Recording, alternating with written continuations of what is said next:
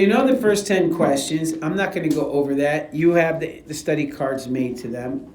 So at this point, though, we have made an atom. And you know that you have this thing called the periodic table that splits that. If you look at the periodic table, I'm going to say it again so that you get the idea.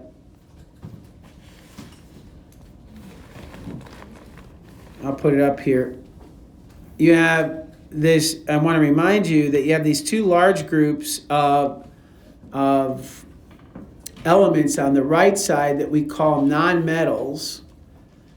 They're called nonmetals.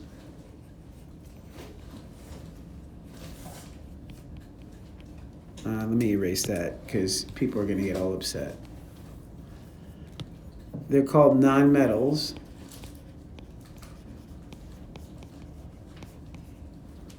That's this whole group on this side.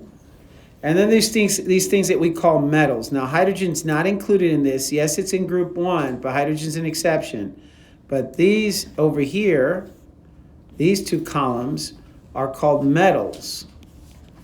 Then there's two different kinds. There's alkali metals. The names are here. You see the colors? These are alkali metals. These are alkaline earth metals, but they're metals. These here in the middle, they're weird. We're not going to worry about them in this class. They're called transition metals. They're still metals. So there's either metals or there's nonmetals. All right? The nonmetals, the stuff that we're made of mostly, is right here. The stuff we're made mostly of nonmetals, and that's this stuff. We do use metals. We use iron. We use copper in our bodies. We use zinc. If you look at your vitamin pills that you drink, you look at the labels, you'll see zinc, you'll see iron. But we use them. What we are made of is here in these non-metal groups, in these non-metals. And the non-metals are the reds. And if you remember, we had a group of elements that I told you were going to be important. What were those elements? What were the elements? What are the elements of light there? By the way, is question gonna? These are not in order. Am I clear? I'm saying they're not in order. This would be question 11. Is going to have to do on the test. Is going to have to do with the elements of life. Carbon, hydrogen, nitrogen, oxygen. That's right. Schnapps. Schnapps. Right? Carbon. Where's carbon on the periodic table? It's a non-metal. There it is, carbon. Where is hydrogen? Well, it's kind of a weird one. It's over here. Where's nitrogen? Here. Non-metal. Where's oxygen? Non-metal. Where's phosphorus? Non-metal. Where's sulfur? Non-metal. So we're made mostly of what? Life. Not just you and me, but all life on Earth. Trees, bacteria, fungi, insects, fish, octopuses, octopi, whatever the plural is, birds. We're all made of these elements, schnapps. Specifically, these elements make bonds, and we've talked about that. We know, you should know at this point, that carbon makes 4 bonds. How do you know carbon makes 4 bonds? Because carbon is in group, hold on a second. Carbon is in group 14, which means it has 4 electrons, 1, 2, 3, 4. And carbon needs how many? How many does carbon need? 8, correct. Because the rule is octet rule. So these are all vocabulary words you should all know. And so I'm going to go and put an asterisk by it. If you don't know it, maybe it's a word you want to make sure you learn. Octet rule, right? What is a covalent bond? And of course, schnapps. So if you're going to make hydrogen, if you're going to put hydrogen with these guys, how many electrons does hydrogen have? Well, hydrogen has 1 electron in the outer shell. Hydrogen has 1 electron in the outer shell. It's in group 1, so it only needs 2. It only needs 2. Remember, that's the exception. The octet rule means 8 in the outer shell, so they want 8 except for group 1, which wants just 2.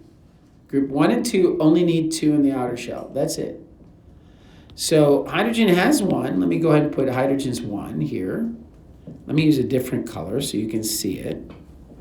There's hydrogen's 1 electron. There's carbon's 4 electrons.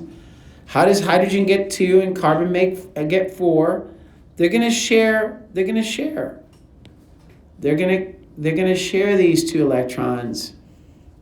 And this is what that line means, is that they're sharing electrons. And why do we have a line? Because 2 points define a line, and that means these 2 points, these electrons are getting shared by all these. I'm not going to draw the orbitals and the shapes and the electron cloud. We don't need to do all that, right? We're going to simplify it. We're going to make life easy. When you see lines, they mean they're sharing electrons. Does that make sense? Yeah.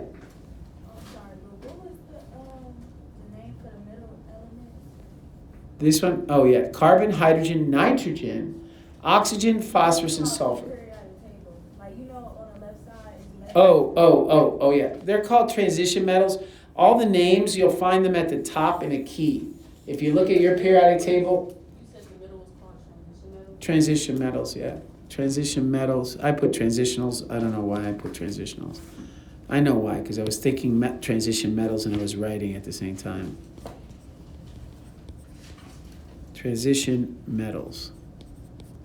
But I don't need to write it, because what you'll see is it's right here, transition metals. You can see it. It's written in your key. If you look at your periodic table, you'll see that it says transition metals. It's the largest group on a periodic table,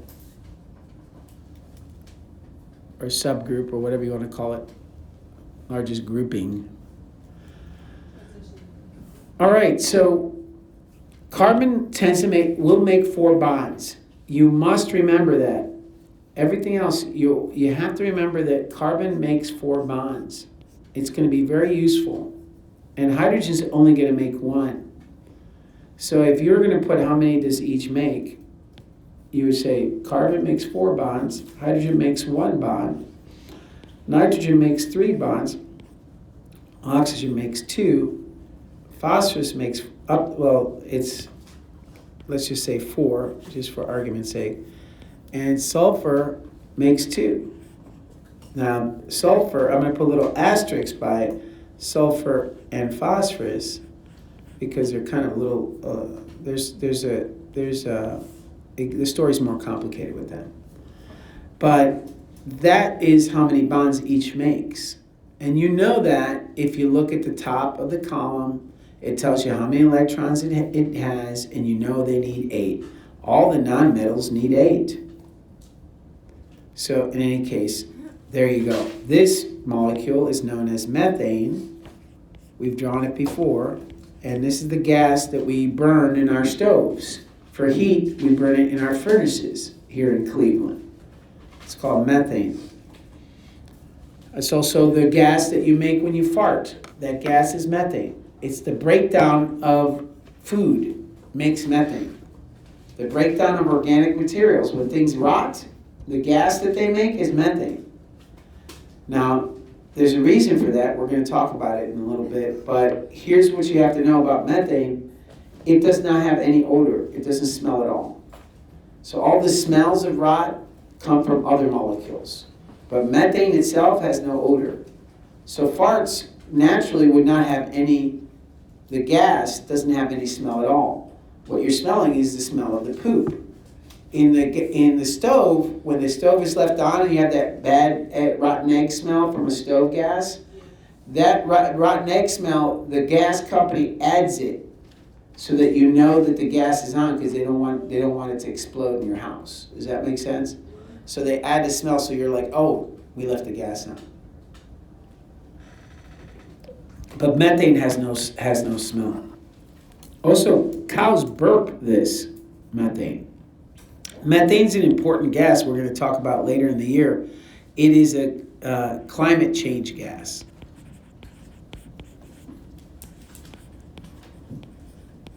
It's worse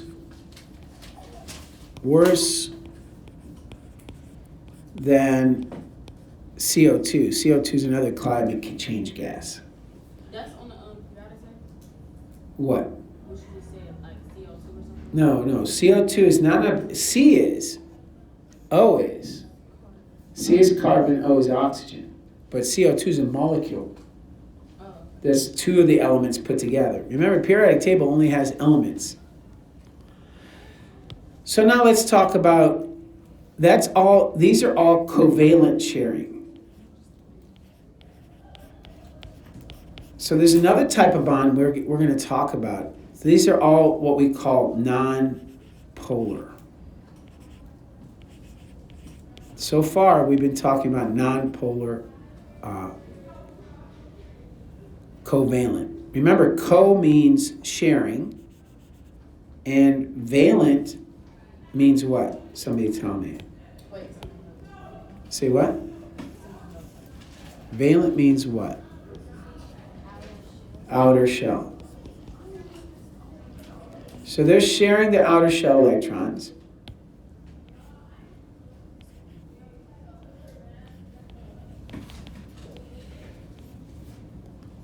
And nonpolar means they're sharing evenly. So that means even sharing. So let's talk about why we use nonpolar for even sharing. Does anybody ever heard of polar? Like a polar bear. Why do we call them polar bears? Where do they live? In the cold. It's not just a cold where. Where is it really cold almost all the time? The North Pole. If there's a North Pole, is there a South Pole? Okay, so when we talk about poles, what we mean is there's a north, the Earth is spinning, correct, towards the east. The Earth is spinning around. And so,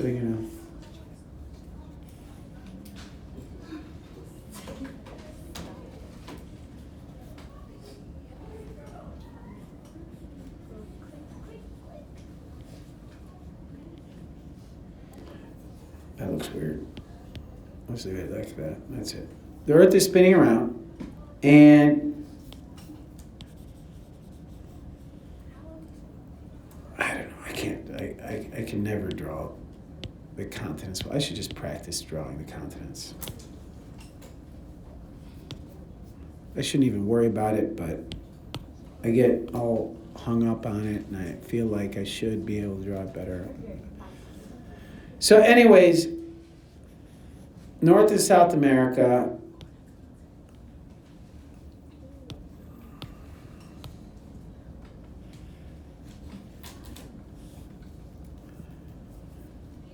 you got the North Pole up here, you have the South Pole down there, and it's off the count, and this is obviously not the scale, it's horribly drawn, but we'll just go with that.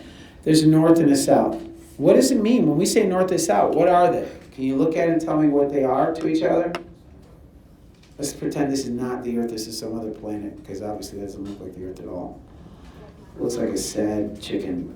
But anyways, North and South, you have North and South pole. What do we mean by North and South pole? We use the word pole. Look at it. Think about it. Come up with it. Come up with something in your mind so that you don't forget. I'm trying to get you guys to think about it. That is two different places? There it is. What about the two different places? What about them? Look at them. There's two different. They're on two different sides. Excellent. It sounds funny, but guys, there's so many people don't get that, and they don't. And thank you for participating and really, really trying here, because what it is that all we mean by pole, P-O-L-E, is two different sides. They're opposite sides. That's what pole means. When you see the word polar, pole, that just means opposite side. We suggest there's what? There's two sides. So polar means there's two sides, and if you have a North Pole, there has to be an opposite side, and that's the South Pole. Now there's something else that has poles.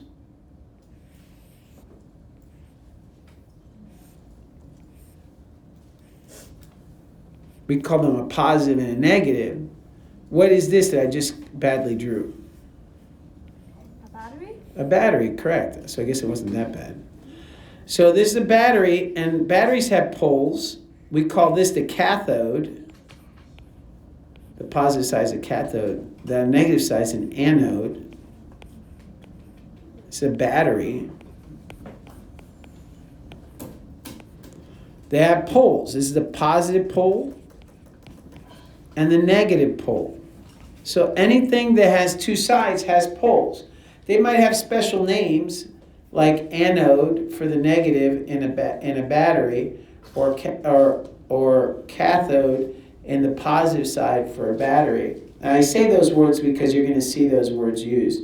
When we do electrophoresis, we'll use anode and cathode, so you'll have to get kind of used to negative and positive side. So when you say pole, they mean opposite sides. Okay, all right. Well, it turns out that when we look at the periodic table, I'm going to pull in another periodic table here, another picture. It's worth our time to do that. I have to send those pictures to. We had brainstormers last night. The neurosurgeons came in, by the way. So it turns out that one of these things, this side, especially this group here, these two groups here, especially these two groups here, they're very strong. And these two groups here are very weak. And I've been telling you these stories about me being a kid and how I was kind of a bully to my brothers. Kind of. Okay. I wasn't a bully. I loved them. But I did beat them up. It's true. They were annoying. But anyways, the point is to those stories. Now hear me clearly, that the point is to those stories that they're strong and weak, right? So if they're really strong and really weak, right? Really strong and really weak, then these guys take it and these guys give it up. Correct? Yeah. If these guys are the bullies, these guys are the ones that get bullied. These give up the electrons, these take it. So that would be ionic, right? That's a review for yesterday. That's going to be on the test, but that's one of the first 10 questions. That's what we call an ionic compound. So when you have these two sides, these coming together with these guys, one side, let's just use the most common example that you're going to see a lot, Na plus and Cl minus. Na is over here on the periodic table, and Cl is over here. They're complete opposite sides of the periodic table. These are the strong, and this is the weak. So this one takes the electron, becomes negative. This one gives it up and becomes positive. You eat this all the time. You call it salt. So salt, table salt is any time. That's one of the questions that's going to be on the test from the first 10 questions. Table salt is made when chlorine takes an electron, sodium gives it up, and then they hang out. Why do they hang out with each other? Why does a kid that gets bullied hang out with the kid that's bullying them? What's going on? They're opposite, and what is it? And what do opposites do? Attract. So opposites attract, so sodium and chloride attract each other. So that's why they stick near each other. So these are very strong bonds up here. The sharing, remember the other example we used in classes is when people are married, these are sharing like in a marriage. And so they're very strong bonds, covalent, are strong bonds.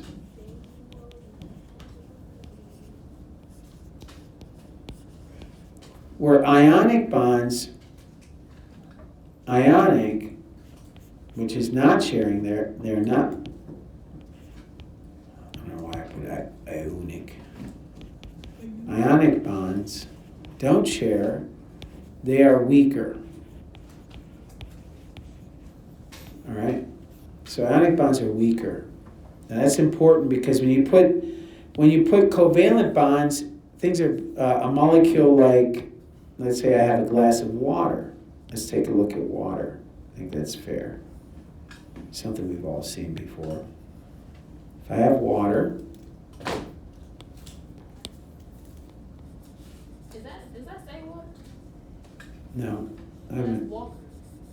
I say? That's weaker. I said weaker. No, so the E and the A are smashed together. I apologize. It's Weaker. I believe I spelled it right. Correct me if I'm wrong. It's not funny.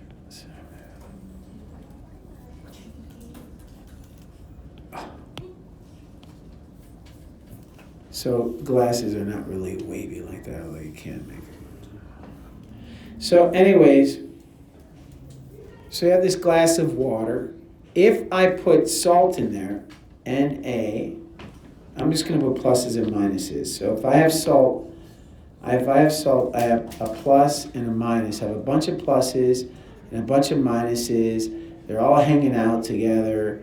The opposites are attracting. The like charges are repelling, that kind of stuff.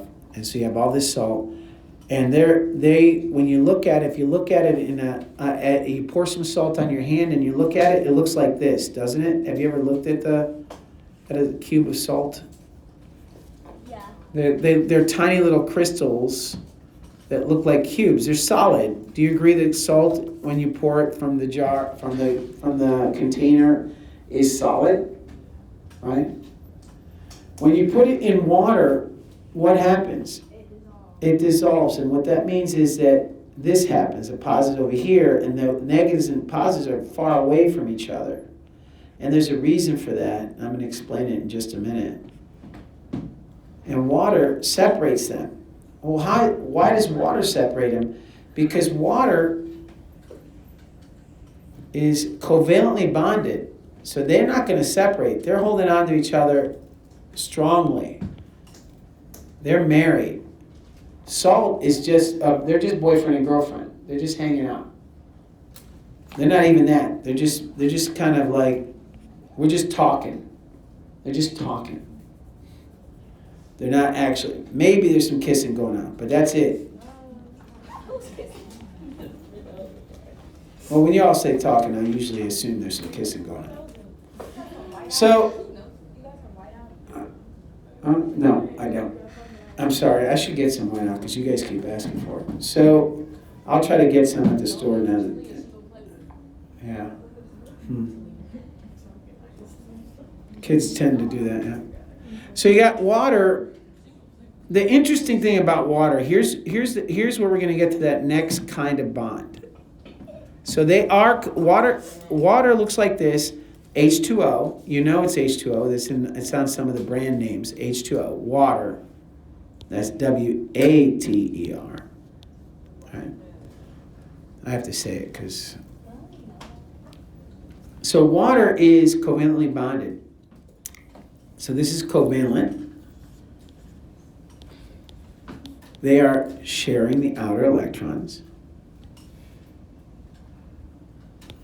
They're sharing the outer electrons. But they don't, bless you, they don't share evenly. They don't share evenly. So a molecule like, let's take a look at CO2. And why do I have two lines here? Just out of curiosity, why do I have two lines here? What does that mean? Instead of one. Like this has one line. What does one line mean? These two atoms are doing what? They're bonding and they're sharing two electrons. Correct. And these two atoms are sharing two electrons. That makes sense because oxygen needs to make two bonds. Hydrogen needs to make one. So that makes sense that they share, right? But why does carbon? What do these double lines mean? What do the double lines mean? They're not equal. It's not equal signs. You're right. They look like equal signs. You're absolutely right. But they're not equal signs. When you see a one line, they're sharing two electrons. What do you think they do when they're doing two lines? Two pairs of electrons. That's right. Or four electrons. Well, why is that? Because remember, oxygen has two electrons in the outer shell. It needs. I'm sorry, it does not have two. It needs to make two bonds. Oxygen has 6 electrons in the outer shell, correct? Yeah.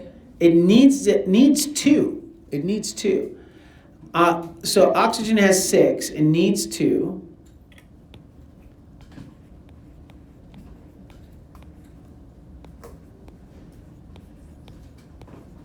How's it going to get 2? It needs to share 2. Now hydrogen has 4 electrons in the outer shell, but it needs what? It needs to get to 8, so it has 4. How many does it need? 4. So isn't it nice that if it shares 2 electrons with this oxygen, 2 electrons with this oxygen, everybody's happy?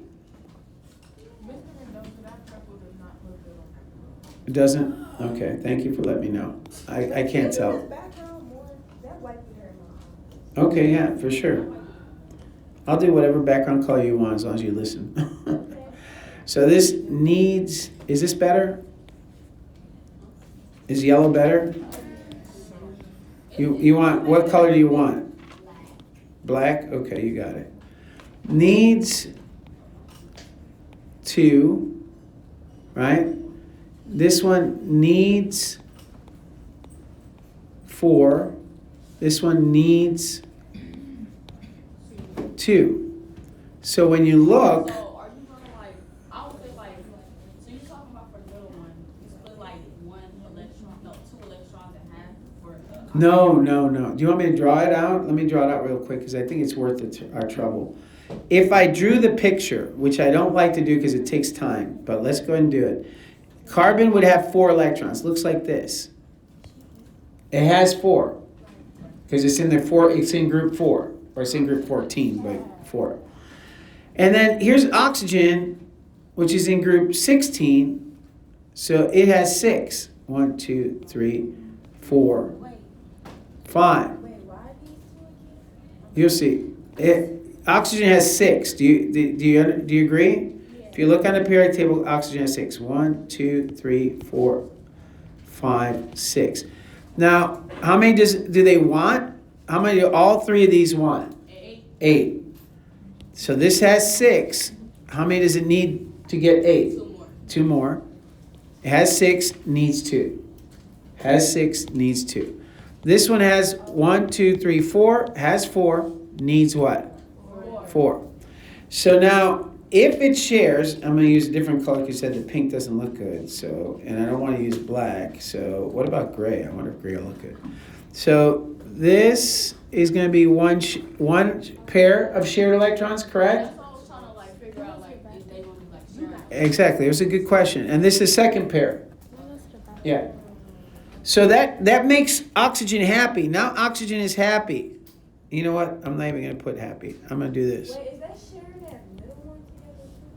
Like at the bottom It's going to share whichever one's by itself. See how these 2 are paired? And these 2 are paired up. They're set. But there's 2 little hanging out ones here. They're ready to get either taken or shared. These 2? The other 2, yeah, these 2 will share these 2. The bottom of the oxygen on that side. This? at the bottom of the oxygen on the other side and carbon. Right. Yeah, you're right. That's what's going to happen. What's going to happen is that then this oxygen is going to share this one, and this is going to share this one. And so now what you get is these 2, pay attention, these 2 are being shared by this carbon and this oxygen. These 2 are being shared by this carbon and this oxygen. These 2 are being shared by this oxygen and this carbon, and these 2 are being shared by this carbon and this oxygen. So what you end up with is carbon has 4 bonds to it. Each oxygen has 2, but then everybody in the end, let's count them. 1, 2, 3, 4, 5, 6, 7, 8. This oxygen's happy.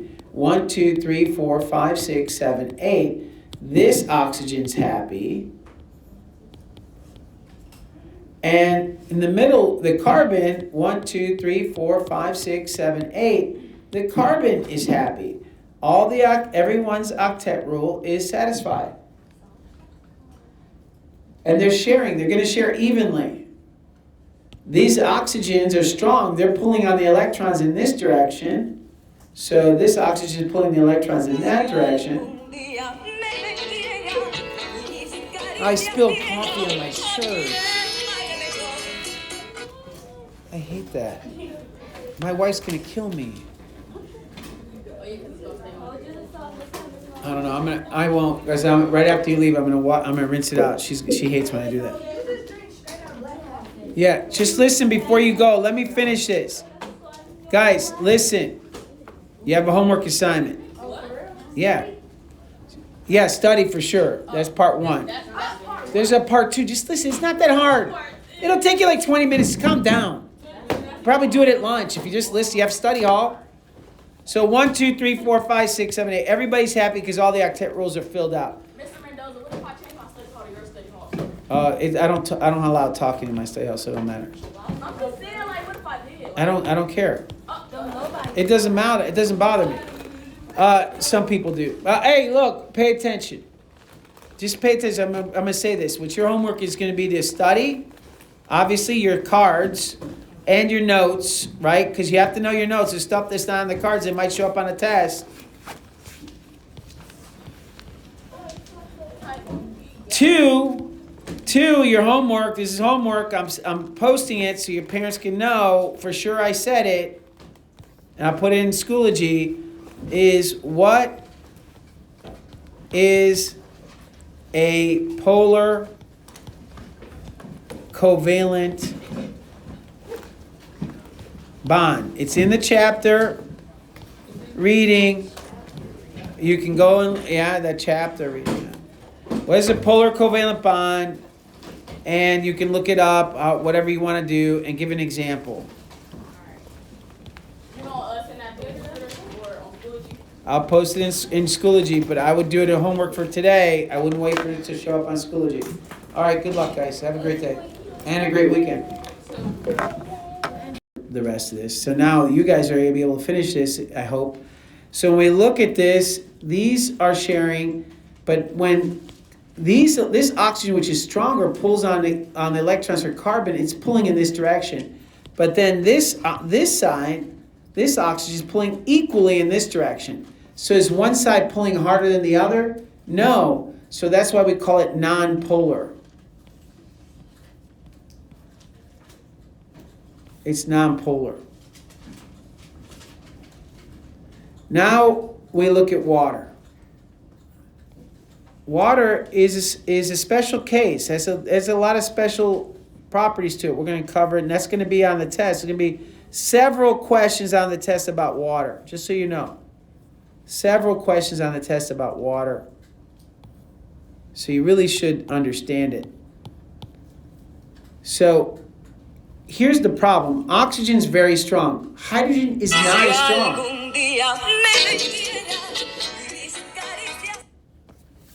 Oxygen is very strong. Hydrogen is not so strong.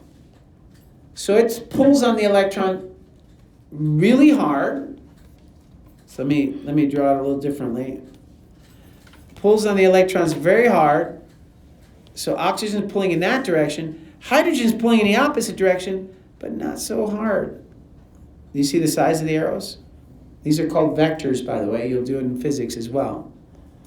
So oxygen is pulling much harder in that direction than so the electrons hang out more over here than they do here. If I were going to draw it as an electron cloud model, it would look something like oxygen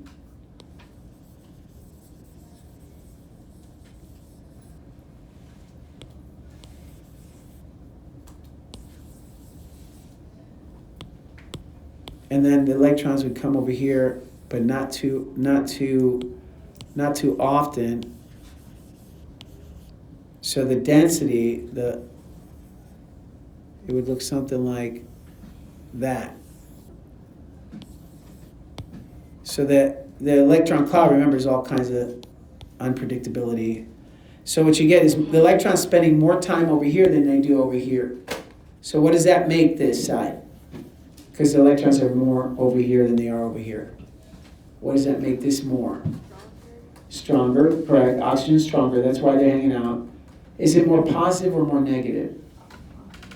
If there's more, if the electrons are over here more often, it's more positive. That's what you're saying to me? Yeah? It's negative. It's more negative. Is correct.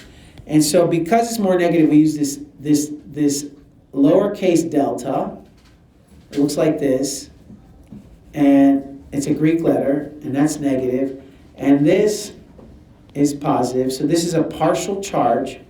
It means partial charge. This equals, this isn't equals, partial charge. So now you have a polar atom. You have a polar molecule. You have this side being more negative, this being more positive. You have two sides. So here's your homework.